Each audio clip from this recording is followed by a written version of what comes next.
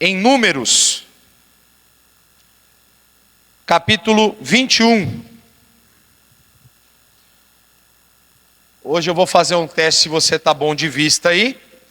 Não está ruim de ver aí não, né? Aí os irmãos, não, tá bom, tira o óculos aí. Fazer aquele olhinho, não, dá para ler sim.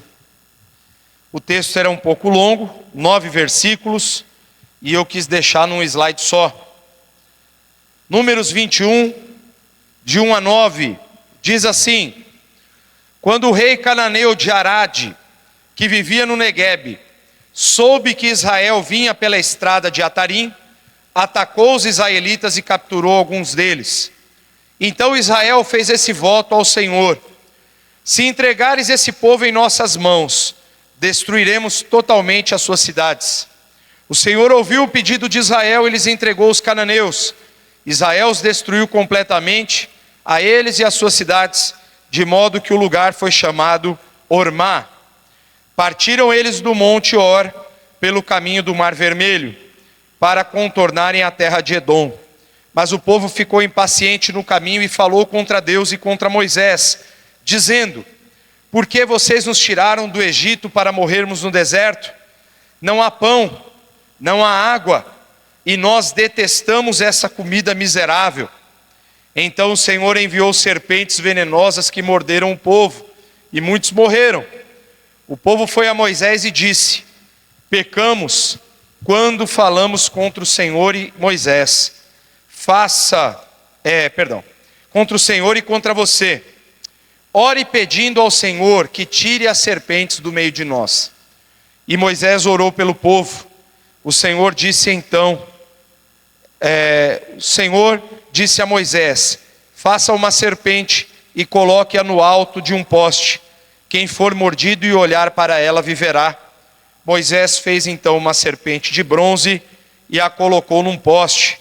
Quando alguém era mordido por uma serpente e olhava para a serpente de bronze, permanecia vivo. Senhor nosso Deus, nessa manhã, nós pedimos que a Tua graça se manifeste como sempre, e o Teu Espírito fale conosco através da Tua palavra, que nós possamos estar prontos para o nosso coração se abrir, para tudo aquilo que o Senhor tem a nos dizer. Em nome de Jesus. Amém. Tema da mensagem desta manhã: valorize o cuidado e a direção de Deus.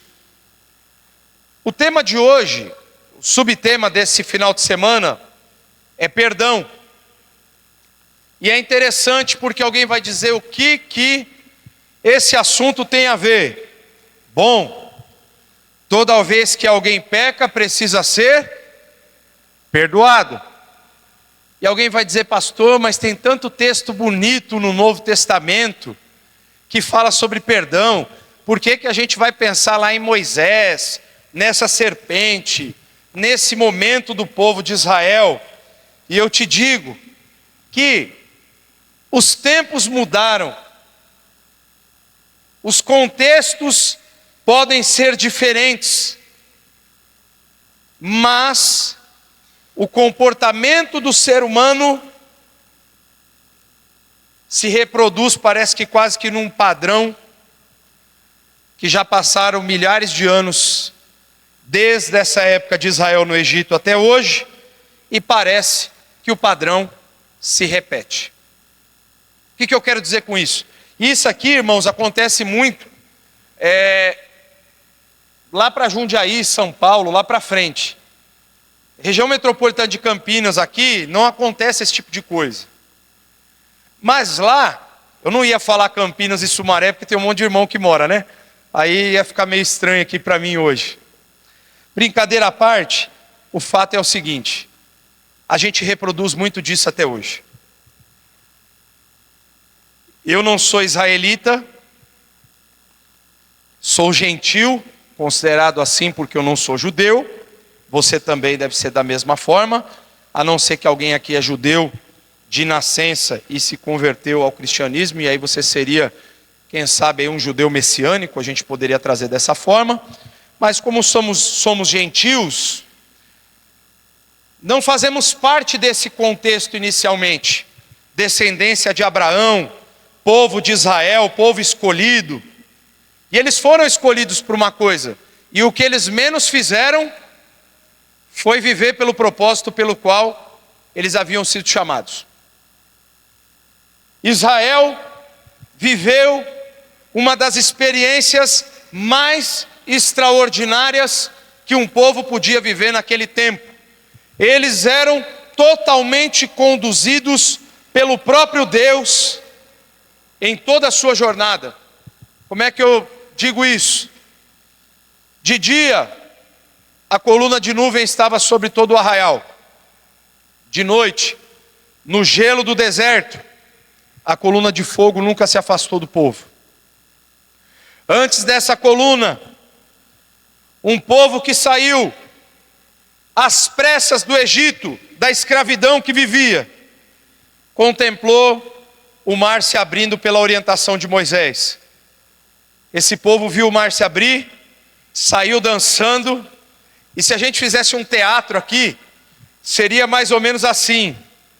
Pegaria a música da Aline Barros, cercados por egípcios e por faraó, e aí passou, eu direi, abra-se o mar, e o povo saía dançando, Miriam com o tamborim, e de repente passou e já não tinha água para beber. E o povo estava murmurando que não tinha água. E Miriam começou a questionar se era só por Moisés que Deus falava, e não só Miriam, Arão também entrou no jogo. E lepra nos dois. E aí depois o povo começou a sentir saudade dos pepinos e das cebolas que o Egito dava. Se você olhar a trajetória ali de Êxodo, você vai ver que não foram poucas as vezes que o povo reclamou. Só que aqui tem um ponto interessante, um detalhe nesse texto. Esse aqui é o último registro de reclamação do povo. É a última vez que se registra nos textos bíblicos uma murmuração, uma reclamação daquilo que o povo estava recebendo. E eu achei muito interessante, porque alguém pode dizer, o que perdão, reclamação do povo tem a ver com o tema valorize o cuidado e a direção de Deus? Você sabe quando é a maior parte das vezes que a gente peca? É quando a gente está insatisfeito, ou quando somos ingratos, ou quando a vida que vivemos é insuficiente. Tudo que é não está sendo legal, porque aí o que eu vivo não tem tanta graça como a vida que o outro vive. O que eu faço não é tão legal quanto aquilo que o outro faz. O que eu como não é tão gostoso quanto aquilo que o outro come. E se a gente não toma cuidado, eu vou falar de mim agora, não vou falar de você, eu prefiro citar a mim mesmo. Quantas vezes eu não estou contente com aquilo que eu estou comendo? Que tem uma mistura e eu falo, nossa, mas só tem isso. E eu estou sendo ingrato, porque tem gente que não tem absolutamente nada para comer. Mas o que acontece muitas vezes conosco? A gente pensa assim, não, mas é que Deus me entende, Ele sabe por que eu estou me sentindo assim. Não, na verdade assim, Ele te entende porque Ele é um ser que sabe tudo. Então, te entender é uma capacidade absoluta que Deus tem, porque Ele é onisciente. Mas Ele não concorda em absoluto com essa postura infantil que nós temos muitas vezes. Existe uma grande diferença entre Deus me compreender, conhecer absolutamente todas as coisas no meu coração, e Ele dizer que concorda, que aceita, que anui com aquilo que eu estou vivendo, pensando ou fazendo. Então existe uma diferença grande. Qual era a luta de Israel com Deus? Israel nunca estava satisfeito com nada. O povo de Israel sempre estava reclamando de alguma coisa. Uma hora era o calor, uma hora era a comida, uma hora eram as guerras, uma hora, talvez eles nem sabiam mais pelo que eles estavam reclamando, mas eles estavam reclamando. Quando a gente está reclamando demais, a gente está deixando de fazer uma coisa. Quem muito reclama, nunca clama. Porque a palavra clamor, Jeremias 33:3, não está aqui, mas serve de referência. Deus diz assim através do profeta: clama a mim e responder-te-ei. A palavra clamor ali, no seu original, ela significa rendição, consagrar a Deus aquilo que você está colocando diante dele, a sua petição. Clamar então significa confiar totalmente. Quando eu estou reclamando, eu estou pontuando com Deus de que aquilo que eu estou vivendo não é suficiente. E aqui talvez seja o maior desafio para nós, porque eu te pergunto, como que você e eu estamos valorizando esse cuidado e essa direção de Deus? Olha só, tenta lembrar lá em Israel, Deus chama Moisés, Moisés vem, chama Arão, eles se levantam contra Faraó, eles começam a pontuar as coisas que Deus estava fazendo com sinais e maravilhas. Deus liberta o povo começa a contemplar todos aqueles milagres, tudo o que estava acontecendo, e parece que nem isso era suficiente para o povo entender o que Deus de fato estava querendo mostrar, porque Deus estava dando uma direção. Ele fez uma promessa de uma terra que manava leite e mel. Ele estava ensinando o povo como o povo teria que se relacionar com ele, para quando chegasse na terra prometida, pudesse ter uma relação com Deus tão próxima, tão profunda, que eles então poderiam desfrutar todas as boas promessas que Deus tinha feito. Qual foi o problema? É que na metade do caminho, eles já estavam achando ruim aquilo que eles nem haviam experimentado. Porque toda vez que eu sinto saudade daquilo que eu passei, significa dizer que a minha expectativa por aquilo que está por vir é muito pequena ou nula. Deus disse: vocês vão para um lugar onde mana leite e mel. Vocês não vão ser escravos, vocês vão ser livres. Vocês vão viver uma vida abundante. Eu vou ser o rei de vocês. Eles tinham uma promessa clara. E eles falavam: ai, que saudade dos pepinos e das cebolas roxas que a gente comia no Egito. Ai, que saudade de ser escravo. Você sabe o que é mais engraçado? Quando a gente deixa a ingratidão tomar mais lugar no nosso coração do que o cuidado e a provisão de Deus, a direção de Deus, eu começo a sentir saudade de tudo aquilo que me conduzia à morte. Eu começo a sentir falta de tudo aquilo que um dia Deus me libertou. Quando nós não reconhecemos as vitórias que Deus nos dá, nós corremos um risco de deixar a ingratidão ser o sentimento predominante dentro do nosso coração. E aí, tem 3 manifestações de gratidão que nós precisamos fazer, que demonstram que nós valorizamos de fato o cuidado e a direção que Deus nos dá. O primeiro, agradeça por cada vitória e livramento de Deus em sua vida. Os versículos 2 e 3 de Números 21 dizem o seguinte: então Israel fez esse voto ao Senhor: se entregares esse povo em nossas mãos, destruiremos totalmente as suas cidades. O Senhor ouviu o pedido de Israel e lhes entregou os cananeus e os destruiu completamente, a eles e as suas cidades, de modo que o lugar foi chamado Ormá. Está aí no slide essa parte, não? Ana, está no slide aí, filha, essa parte que eu li, não? Não? O que diz o texto? Eu já li o versículo, é mais para frente. Isso, obrigado. O que diz o texto para nós? O povo fez um voto. O povo, de forma muito clara, disse para Deus o que estava disposto a cumprir se Deus desse o livramento. Aqui a gente pode chamar isso de voto, porque até está escrito, fica mais fácil. Quantas vezes a gente já fez algum voto dizendo assim: se Deus me desse tal coisa, eu ia fazer isso, isso e isso. E aí eu pergunto para você, todas as vezes que você fez isso, você cumpriu o que você dispôs no seu coração a fazer? Porque muitas vezes a gente quer prometer coisa para alcançar resultado, mas não para ter de fato uma mudança significativa de vida. Israel, Senhor, se o Senhor entregar esse povo, nós vamos destruir tudo. Aí alguém vai pensar, nossa, mas Deus ficou feliz com isso.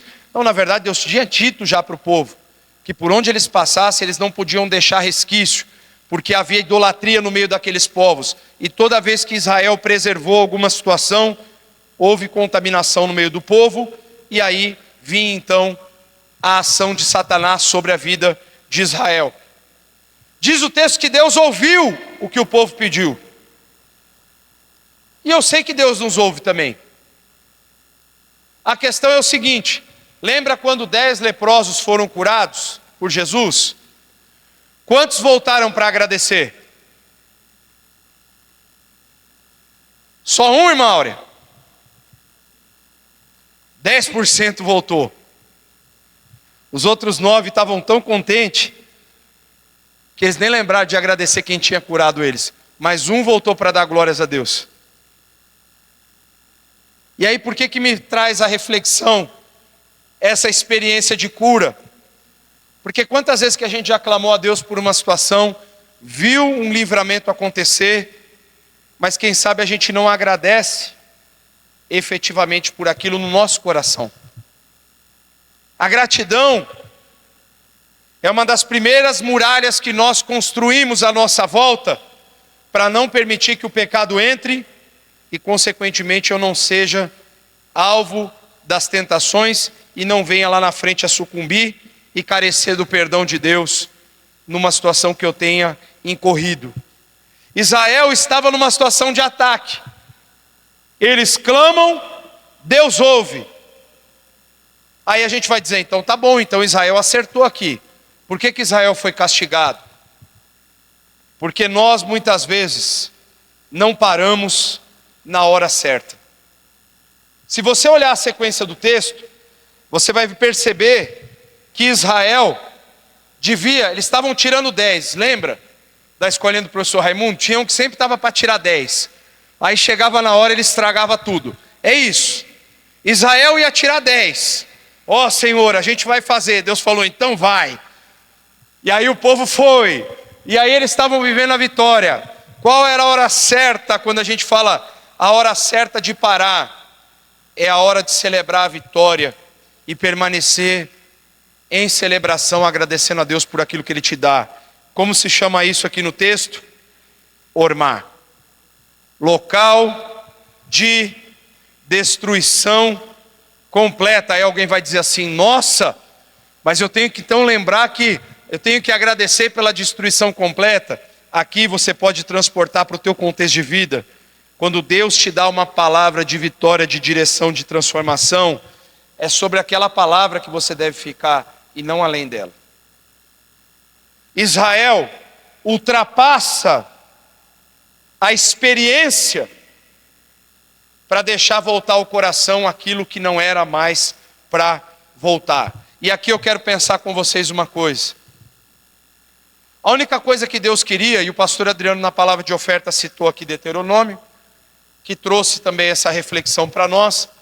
A única coisa que Deus queria de Israel não era habilidade, capacidade, inteligência, nada disso. A única coisa que Deus queria de Israel era obediência, gratidão, dependência, submissão. Eram essas as posturas que Deus queria do coração do povo. Por quê? Porque o povo não precisava nem levantar uma mão para ter vitória.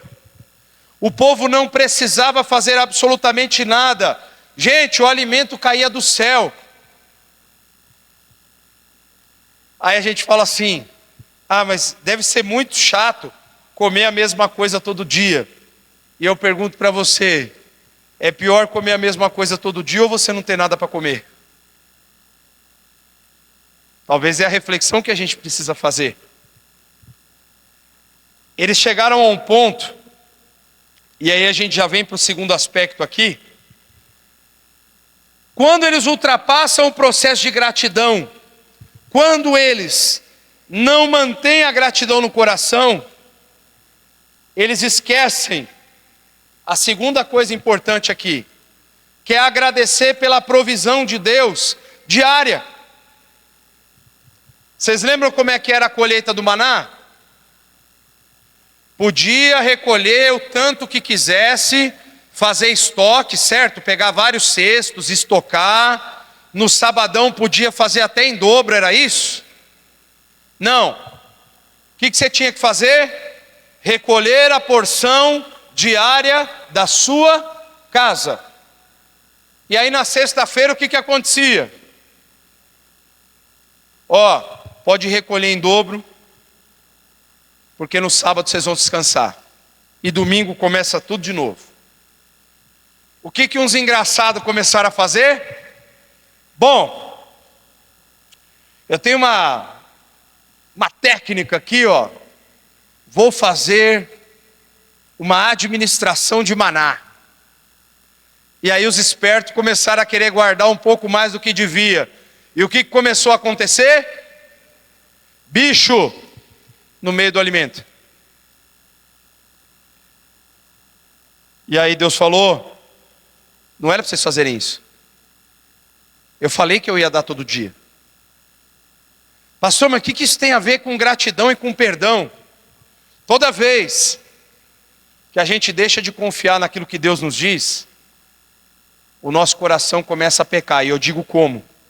Porque você começa a confiar naquilo que você mesmo é capaz de fazer e não confia mais naquilo que Deus quer fazer através da sua vida. E apesar de você mesmo. Toda vez que a gente deixa de agradecer o básico, a gente deixa de desfrutar o transcendente. No pão de cada dia que o teu coração for grato, você vai ser capaz de agradecer por provisões sobrenaturais, superabundantes, e que você nunca imaginou que sua vida ia experimentar. Só que se a gente não sabe ser grato nem no pão diário, se o maná se torna uma comida miserável para nós, a gente acaba tendo um grande problema pela frente. Versículos 4 e 5 de Números 21 dizem o seguinte: partiram eles do Monte Or pelo caminho do Mar Vermelho, para contornarem a terra de Edom. Mas o povo ficou impaciente no caminho e falou contra Deus e contra Moisés, dizendo: por que vocês nos tiraram do Egito para morrermos no deserto? Não há pão, não há água, e nós detestamos essa comida miserável.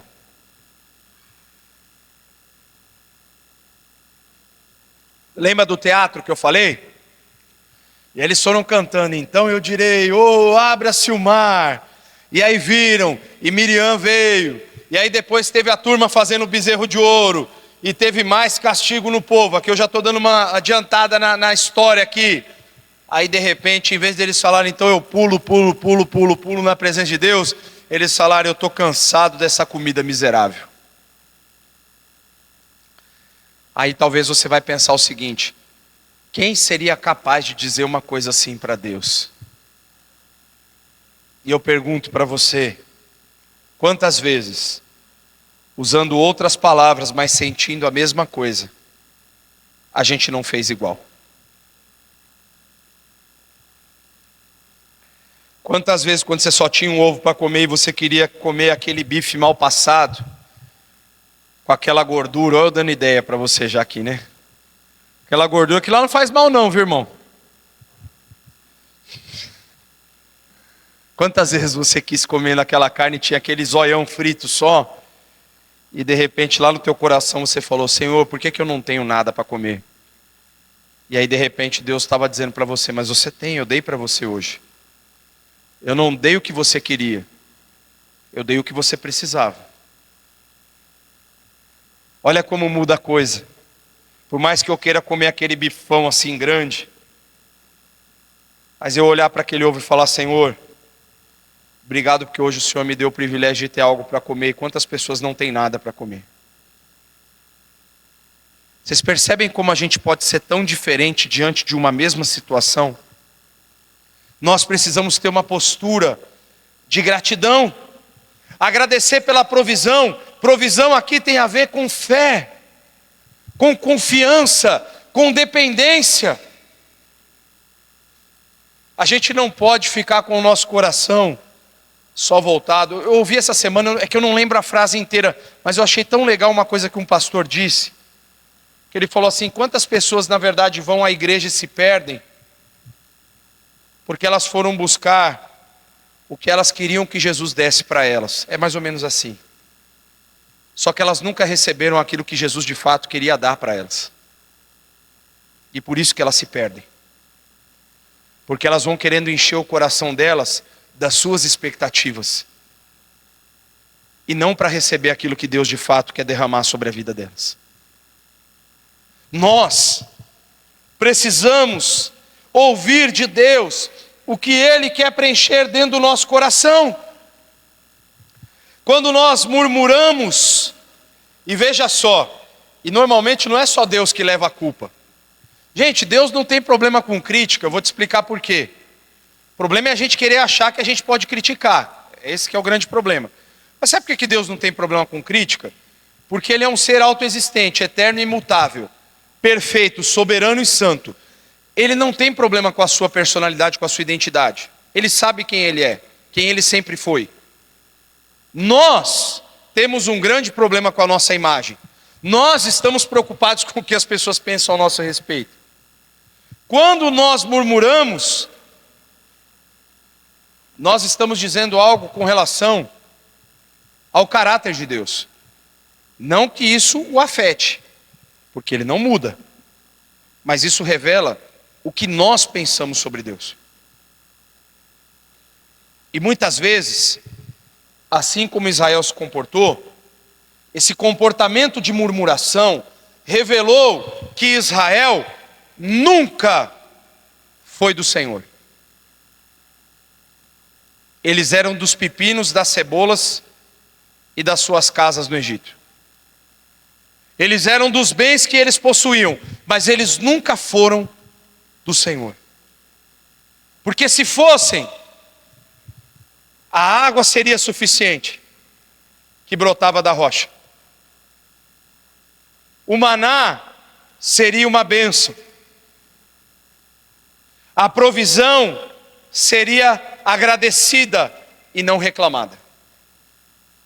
Quando nós nos colocamos em uma posição de reclamar por qualquer coisa, eu vi um vídeo engraçado do membro que nunca está contente com o pastor. E aí, qual que foi? A história do telão.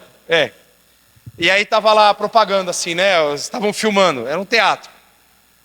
E aí tinha um telão lá de LED, e aí o cara falava: mas pelo amor de Deus, como é que o pastor vai e coloca um telão de LED, se podia tudo comprar em cesta básica e doar para as pessoas que estão perdidas?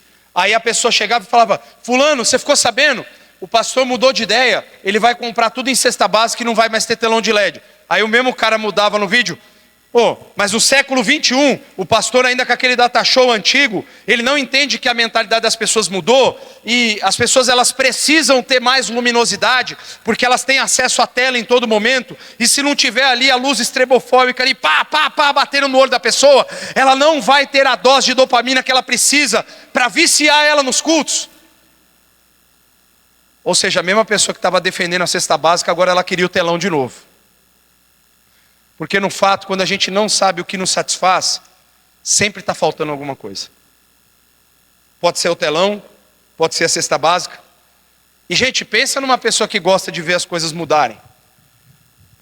Eu sei que não é legal ficar quase 2 horas sentado na cadeira, essa cadeira é dura. Eu creio que em nome de Jesus no futuro a gente vai conseguir ter umas cadeiras melhores aí, colocar um forro aqui de isopor aqui para melhorar a acústica e a temperatura, a gente vai fazer. A gente precisa fazer à medida que Deus dá a condição para a gente fazer. Mas não é isso que nos define. A igreja não vai ser mais poderosa ou mais relevante porque ela tem um forro. Ou porque ela está com um telão melhor. Meu irmão, enquanto der para ler esse data show funcionar, vai continuar desse jeito. Mas o telão das outras igrejas está brilhando. Meu irmão, quem tem que brilhar é Jesus, não é o telão. Quem tem que brilhar é a palavra de Deus, não é a pessoa que está pregando aqui. Eu não passo de um pregador miserável, humano e limitado. Eu não tenho nada de bom para te oferecer que não venha do próprio Deus. Quem precisa aparecer na verdade aqui é o Senhor que falou para Moisés e para o povo aqui, não sou eu. Percebe que quando a gente está com a visão distorcida da vida, dos acontecimentos, a gente começa a enxergar falhas, aonde na verdade nós teremos que entender motivos de gratidão.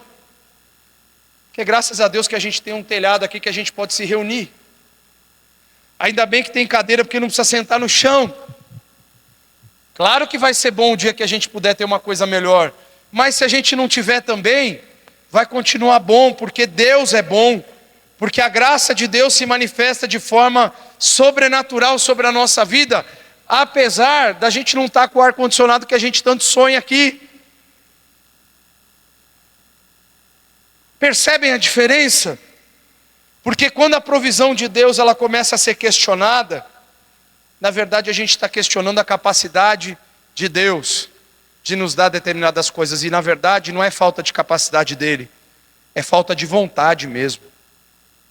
Lá em Tiago, o meu irmão do Senhor, ele diz o seguinte: vocês pedem e não recebem porque vocês pedem mal, porque vocês pedem só para satisfazer os desejos da carne de vocês. Quantas vezes a gente já pensou assim, seria tão bom se eu tivesse mais recurso, e aí eu ia poder fazer isso, construir tal coisa, comprar tal coisa. Mas a maioria das vezes a gente não para e pensa assim, nossa, se eu tivesse mais recurso, eu ia pegar metade de tudo que eu tenho e ia começar a ajudar as pessoas a terem a sua casa própria. Eu ia ficar milionário e ia começar a enviar 100, 200 missionários por todo mundo para pregar o evangelho. Não, normalmente a gente está pensando na reforma que a gente quer fazer na casa, no carro que a gente quer comprar, e não tem problema de você reformar a tua casa ou comprar o carro. O problema é quando a gente coloca essas coisas na frente daquilo que Deus quer que a gente priorize. Você pode ter um celular novo, não tem problema nenhum. Você acha que Deus está preocupado se você vai comprar uma roupa nova ou não? Deus não está preocupado com esse tipo de coisa. A questão de Deus conosco é onde o nosso coração está em torno de todas as coisas que nos cercam. Como Deus nos enxerga quando todas as coisas estão à nossa volta. Esse é o ponto. Porque quando nós falamos de provisão, nós estamos falando de um ato sobrenatural, meu irmão. Descia pão de mel do céu todo dia sobre Israel, até rimou. E eles foram capazes de dizer que aquilo era uma comida miserável. Eu não sei que gosto devia ter o maná, irmão. E sei lá, tudo bem, não devia ser uma torta de limão mesmo, ou um mousse de maracujá, ou uma picanha mal passada com aquela gordura. Talvez não era isso mesmo. Podia até ser meio sem graça. Mas meu irmão era nutritivo. Mantinha o povo saudável e de pé. Era o que bastava para o povo sobreviver em meio àquele tempo de aprendizado. Pastor, mas imagina você viver anos com aquilo. Imagina eu vivendo depois décadas num lugar que manava leite e mel, porque Deus não prometeu maná. Ele prometeu uma terra que manava leite e mel. Só que para chegar na terra da promessa, eu tenho que aprender a agradecer pelos manás que Ele me envia. Porque se eu não sou grato pelos manás de cada dia, eu não estou pronto para desfrutar a terra da promessa que Ele confiou para mim. Se eu não for fiel até a morte, eu não recebo a coroa da vida. Se eu não for fiel nas pequenas coisas que Deus me confia, como vão ser me dadas as coisas grandes do reino? Você percebe que essa história tem tudo a ver com o que Jesus mais debatia e ensinava para os seus discípulos? Os valores eram os mesmos. Porque os valores principais tinham a ver com dependência, com fé, com confiança e com obediência, não tinha a ver com mais nada. Os mesmos problemas que os discípulos de Jesus discutiam eram as mesmas situações que Israel passava. Nós temos que reconhecer que cada fôlego, cada dia, cada refeição, cada livramento é um ato soberano da provisão divina que Deus estabeleceu para mim. E como o pastor Adriano disse, Deus conhece a humanidade por completo e nos chama pelo nome individualmente, conhecendo cada detalhe do nosso ser e da nossa existência.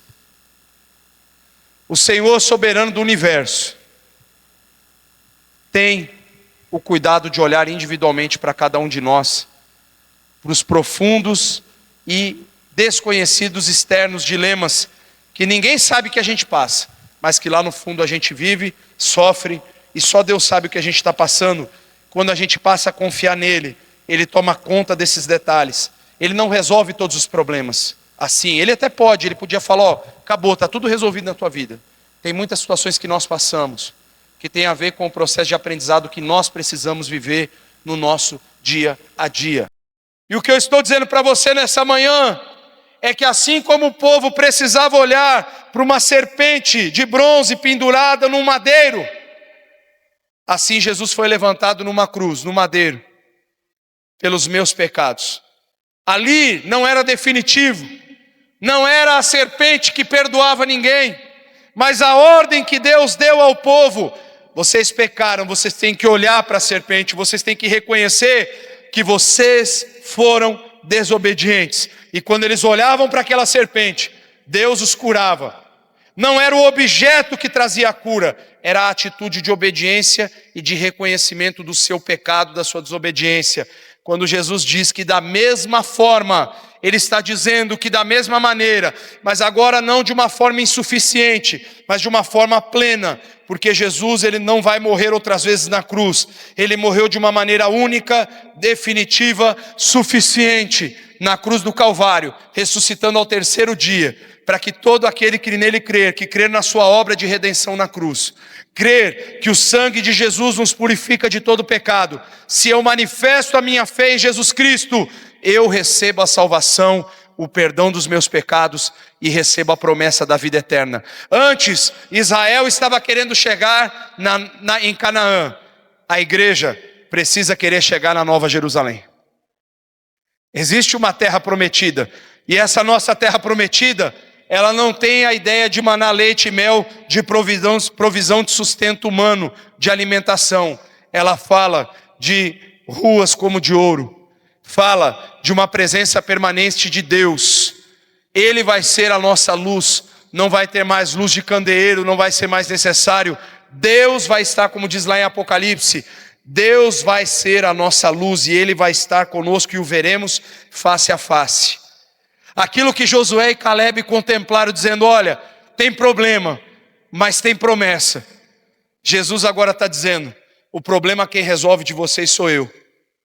E ele diz, Pai, se for possível passa de mim esse cálice, mas contudo não seja feita a minha, mas a tua vontade. E Jesus é obediente à voz do Pai e ele vai à cruz, se entrega para que o sacrifício dele transformasse a nossa história.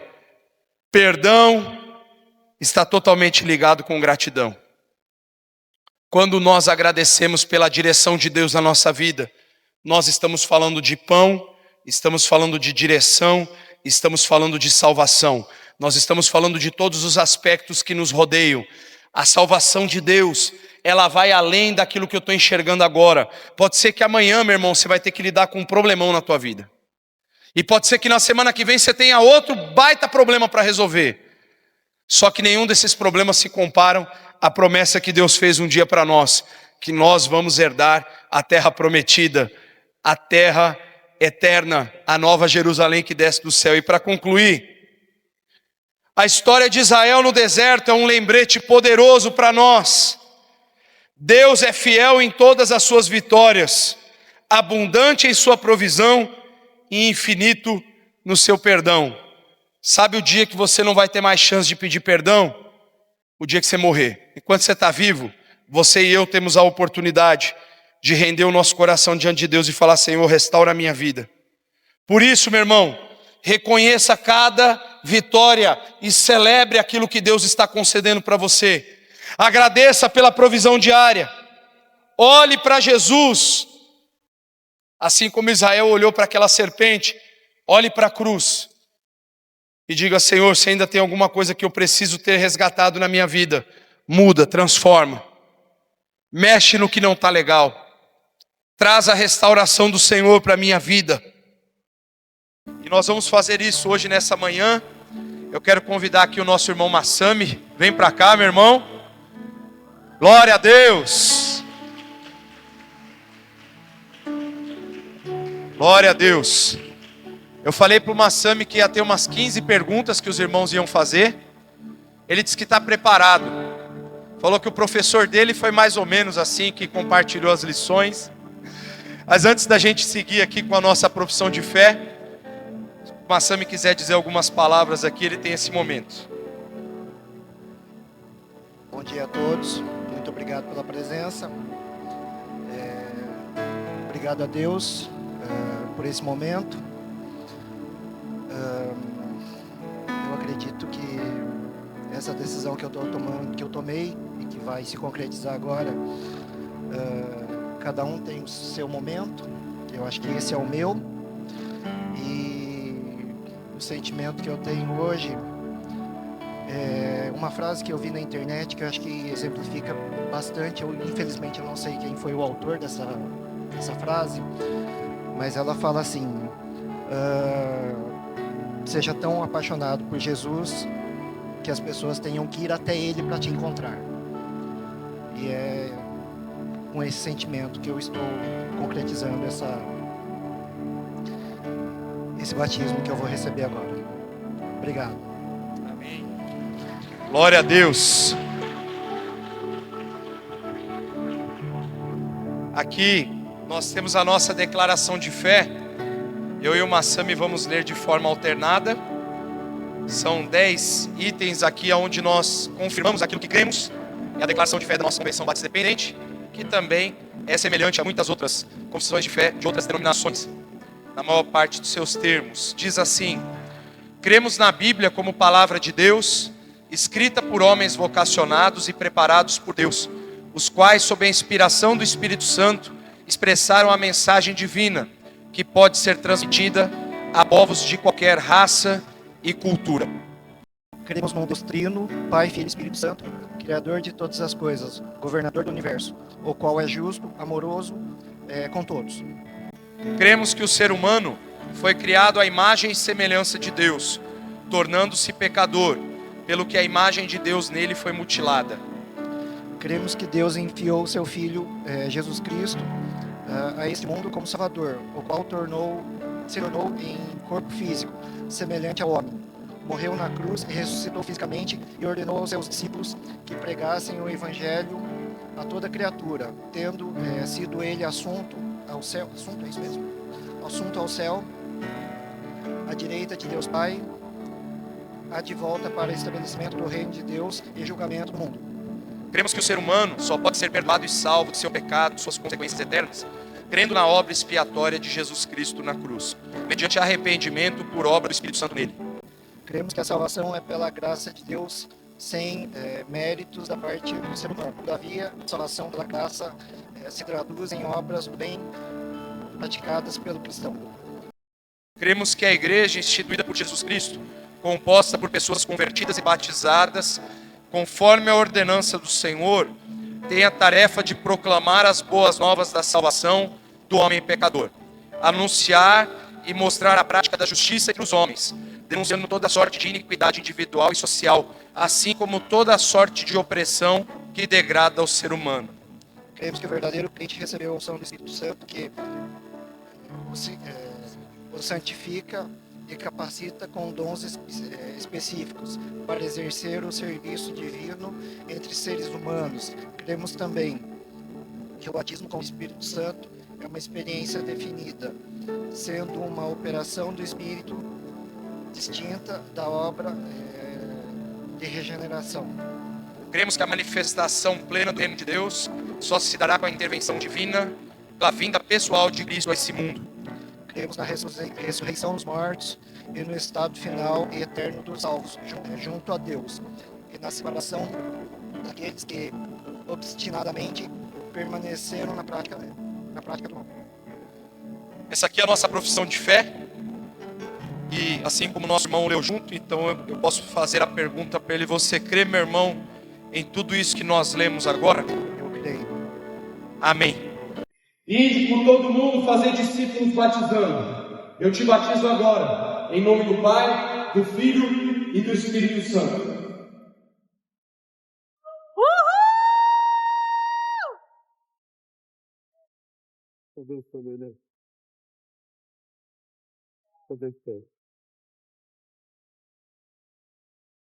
Irmãos, eu quero chamar o Massami aqui. Você vai ganhar um certificado novo agora aqui, ó.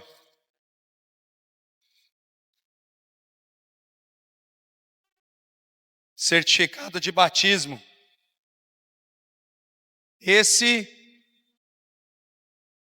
Ele tem outros títulos já, mas esse aí ele não tinha. E esse eu vou te dizer que seja um dos títulos mais importantes que você vai ter na sua vida, assim como qualquer um de nós, que é sermos nova criatura, feitos novos pelas mãos de Deus. É o maior presente que a gente pode receber de Jesus.